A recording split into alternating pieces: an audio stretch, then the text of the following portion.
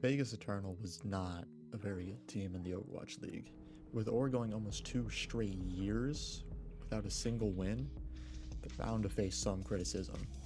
The Vegas Eternal were getting pretty desperate and tried time and time again to completely rebuild their roster, even bringing in 4 Korean players. And if you know anything about Overwatch, then you know that the Koreans are Thanos. And even with a pretty solid, respectable roster at the end of the run, they lost the game they were most likely to win, ending in a 2-3 reverse sweep against the LA Valiant, and their fate had been pretty much sealed. Though this begs the question, how did the general community perception play a role in affecting how the players and how the Vegas Eternal ultimately performed? Well, what did the Overwatch League community think of the Vegas Eternal? At 19, we have the Vegas Eternal. These guys might just be the worst Western team we've ever had in the Overwatch League. This team is straight trash. But this team is probably solidifying itself as one of, if not, the worst Overwatch League team in history. This is unacceptable and it is pathetic. Well have secured themselves the ignominy of creating the worst legacy the league has ever seen. Okay, well, to start off, this team basically has 0 fans, with most of the European fan base discontinuing their support after the org had relocated from Paris to Vegas at the start of the 2023 season, and dropping all their pretty talented players in favor of North American Contenders Champions Odyssey. Aside from all the trash talk and calling the team terrible, at the very most, all people really feel is pity and remorse for their favorite team when they should be feeling excitement and glory. They feel sad that Rakatak is one of the only players in Overwatch League history to never win a game, despite how supportive his mom was on Twitter and in stream chats.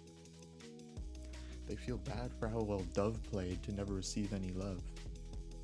They feel disappointed that Luke Nino had to literally leave the team before he started to show any success. And they feel really bad for the last second Korean talent the team brought in with Irony, 2U, Finale, and especially Knife. However, there is a common factor of showing absolutely zero pity for Vulcan and Mouthel, who has been unofficially named the worst Overwatch League flex DPS of all time. Overall, with just a ton of negativity being sent Vegas' way, people saying things like that contenders teams are better than them, they don't deserve their spot in the league, and give them a chance, they're the first all-blind esports team, it's bound to have some impact on the players.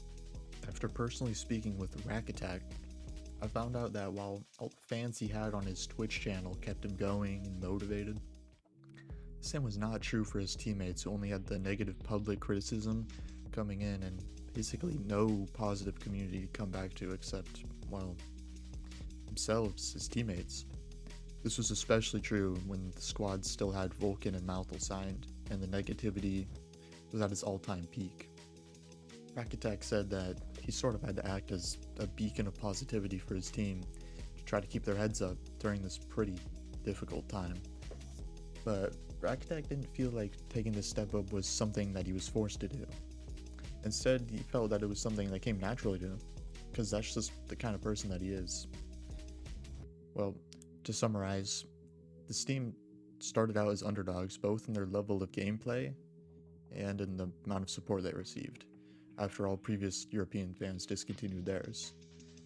They barely received any positive support, if you could even categorize the little sympathy and pity the players received as positive. And finally, they relied on Rakatak to motivate them through all the negative attention.